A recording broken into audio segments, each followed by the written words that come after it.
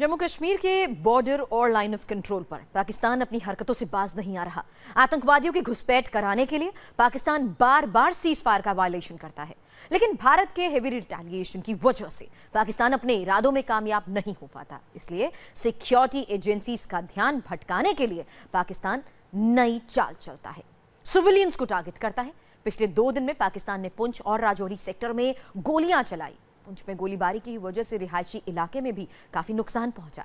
आज India TV संवाददाता Raman Saini cameraman सरजीवन Kumar के साथ लाइन ऑफ कंट्रोल पर बने आखिरी गांव के आखिरी घर तक पहुंचे। यहां क्या हुआ, कैसा हाल था, पाकिस्तान की गोलीबारी का भारत ने कैसे दिया जवाब, देखिए रमन सैनी की इस एक्सक्लूसिव रिपोर्ट में।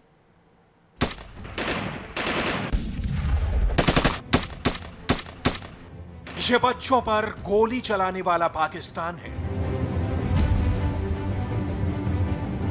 ये मासूमों का खून बहाने वाला पाकिस्तान है।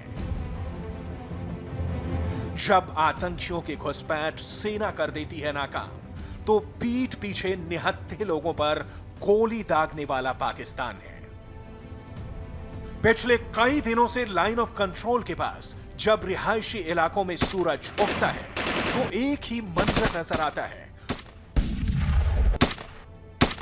पहाड़ों के पीछे से पाकिस्तान की बुज़दिल गोलाबारी के बाद उठने वाला धुआं और दीवारों पर ऐसे गोलियों के निशान।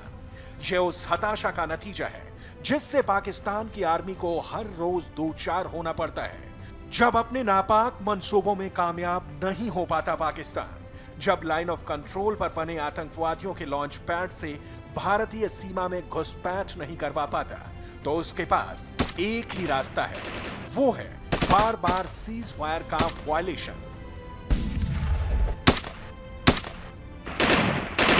यानी बिना किसी उकसावे के गोली चलाना, गोले दागना, दोनों देशों के बीच हुए युद्ध विराम का उल्लंघन करना। ये इलाका जो है, इसमें हर दिन जब भी शेलिंग होती है तो इन मकानी रिहायशी मकानों में हमेशा से गोलाबारी आती है। हमको बैंकर चाहिए, जाको और चाहिए, जा गाड़ी चाहिए, हमको अस्पताली गाड़ी चाहिए जो हमको नीचे लेकर हमारे जख्मी बंदे को लेकर नीचे जाए। बैंकर, आपको लगता है कि बैंकर अगर यहाँ पर होगा तो हाँ, मोर्चा होना चाहिए। मोर्चा हम आए, एक घर में से 3 को तो होना चाहिए ना। पूरा देखो, अंदर के वो भी टूट गए, बाहर के तो अंदर के भी देख लो, वो भी टूटे। डरे हुए अभी भी डरे हुए, क्या करें सर। 24 घंटे पहले भी पाकिस्तान ने जम्मू कश्मीर में पुंछ के कृष्णा घाटी सेक्टर के मनकोट इलाके में पाकिस्तान की सेना ने सीज फायर का वायलेशन किया। एक बार नहीं, 2 बार बिना किसी उकसावे के फायरिंग की।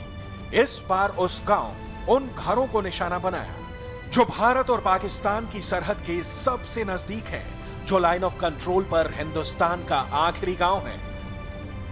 मनकोट के आखिरी गांव दबराज तक इंडिया टीवी संवाददाता रमन सैनी और कैमरामैन सरजीवन कुमार ने पहुंचने की कोशिश की। ठीक सामने जो ऊपर पहाड़ी देख सकते हैं, ये आखिरी पोस्टें हैं भारतीय सेना की, और इसके उस पार जो है वो पीओके का इलाका शुरू हो जाता है, पाकिस्तानी ऑक्युपाइड कश्मीर, जहां पाकिस्तानी सेना का कब्जा है।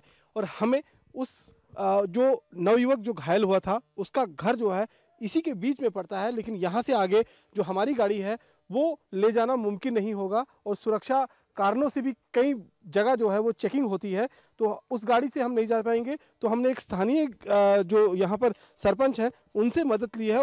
लेकिन गांव के जिस घर पर पाकिस्तान ने गोलियां बरसाई थी वहां गाड़ी नहीं जा सकती, इसलिए पहाड़ों और घने जंगलों से होते हुए सफर तय करना पड़ा। 6 किलोमीटर की चढ़ाई के बाद रमन उस घर के पास पहुंचे जो पाकिस्तान की नापाक गोलीबारी का जीता जागता सबूत बनकर खड़ा है। हम इस वक्त लाइन ऑफ कंट्रोल के उस आखिरी घर तक पहुंच चुके हैं। ये वो घर है, ये वो इलाका है जो आज सुबह युद्ध के मैदान में लगभग तब्दील था। इन चीड़ के जंगलों में जहां सेना की पोस्टें बनी हुई हैं, उनको निशाना साधते हुए पाकिस्तान ने बेइंतहा फायर जो है वो फायरिंग की है, और बेइंतहा जो है वो मोटार के गोले, यहाँ पर 120 mm के मोटार के गोले दागे हैं। हम जिस वक्त जिस जगह पर मौजूद हैं, यहाँ से ठीक अगर मैं नीचे का इलाका दिखाऊं तो ये पूरा इलाका जो है वो पाकिस्तान की गोलाबारी की चपेट में आता है। जिस घर में इंडिया टीवी संवाददाता पहुंचे, उस घर में मोहम्मद खलील अपने परिवार के साथ रहते हैं, लेकिन कल जब पाकिस्तान ने यहाँ फायरिंग की, गोले दागे, तो इस घर में मौजूद 14 साल के बच्चे को जख्मी कर दिया। पाकिस्तान ने 120 mm के गोले दागे थे, ऑटोमेटिक वेपन से फायरिंग की थी, इसलिए घर की दीवारों पर हर तरफ गोलियों के निशान मौजूद थे। परिवार दहशत में था, बर्तन बिखरे पड़े थे और जहां मोर्टार आकर गिरा वहां जमीन में बड़ा गहरा गड्ढा कर दिया। इस घर को निशाना बनाते हुए हैवी बम्बार्डमेंट की गई है और आप देख सकते हैं कि किस तरह का नुकसान इनके घर को पहुंचा है। तकरीबन 2 से 2.5 फुट मिट्टी जो है इस छत पर जो है इन्होंने डाल रखी थी, उसके बावजूद टीन की चादर को फाड़ते हुए और किस तरह से इस मिट्टी के अंदर एक बड़ा सुराख छत के अंदर कर गया है। फायर की इंटेंसिटी क्या होगी, फायर की धमाका कितना जोरदार होगा और इस घर में रहने वाले लोगों का उस वक्त क्या हाल हुआ होगा, ये आप इस जो धमाके से जो सुराख हुआ है गोला फटने के बाद, उससे अंदाजा लगा सकते हैं। पुंछ के कृष्णा घाटी में पाकिस्तान ने पहले रात में फायरिंग की, फिर सुबह होते ही दोबारा गोले दागने शुरू कर दिए।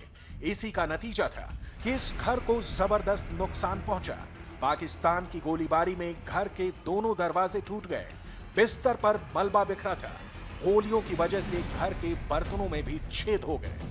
दोनों घर में जो दरवाजे लगे थे, खिड़कियां लगी थी, बम के धमाके के छर्रे आप दीवार पर देख सकते हैं कि पूरी तरह से दीवार छरली हो चुकी है और दरवाजे जो हैं वो पूरे टूट चुके हैं। पूरा परिवार जो है वो उस वक्त जब ये फायरिंग हुई तब घर के अंदर मौजूद था और फायरिंग लगातार पाकिस्तान की तरफ से हो रही थी। घर के भीतर आपको लेकर चलता हूं और घर के भीतर का हाल भी आपको दिखाने की कोशिश करता हूं। ये दरवाजा आप देख सकते हैं कि किस तरह से ये दरवाजा जो है वो पूरी तरह से टूट चुका है और धमाका कितना जोरदार होगा। इस बेड पर जो है इनका बेटा उस वक्त बैठा हुआ था, मोहम्मद सैमुल, वो जख्मी है, इस वक्त अस्पताल में उसे भर्ती कराया गया है। डबराज गांव में रहने वाले इन लोगों ने पाकिस्तान का कुछ नहीं बिगाड़ा, लेकिन पाकिस्तान की आर्मी जब भारतीय सेना का मुकाबला नहीं कर पाती तो कायरों की तरह पाकिस्तान अपनी बंदूकें रिहायशी इलाकों की तरफ मोड़ देता है। मोहम्मद खलील ने बताया कि जब गोलियां चलनी शुरू हुई तो बदहवास हो गए, जान बचाने के लिए इधर उधर भागते रहे। जिस वक्त धमाका हुआ मोहम्मद खलील अपने बेटे के साथ बिस्तर पर बैठे थे। खलील तो बच गए लेकिन बेटा जख्मी हो गया। उस वक्त सर बहुत बुरे हालात थे, हमें कोई होश नहीं रहा और भाग के दूसरे कमरे में गए, वो भी उठ गया। तो यहाँ से भाग के फिर शेलिंग होते हुए हम बाहर भाग गए तो दूसरे घर में चले गए। किसको लगी है आपके? सामूद हुसैन को, मेरा बेटा है वो। हाँ।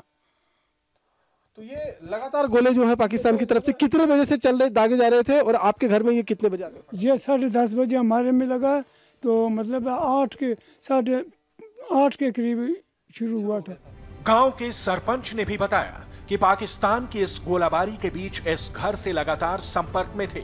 जब बच्चे को चोट लगी तो खुद इसे लेकर अस्पताल गए। सरपंच ने यह भी कहा कि पाकिस्तान के इस गोलाबारी में दूसरे गांव के कुछ लोग भी घायल हो गए। गांव में ऐसे हालात थे, इससे पहले जो 2-3 दिन से लगातार फायरिंग हो रही है, इससे पहले कभी भी हमने अपनी ज़िंदगी में, हमारी उम्र 45 साल हो गई है, कभी भी इतनी शेलिंग नहीं आई है।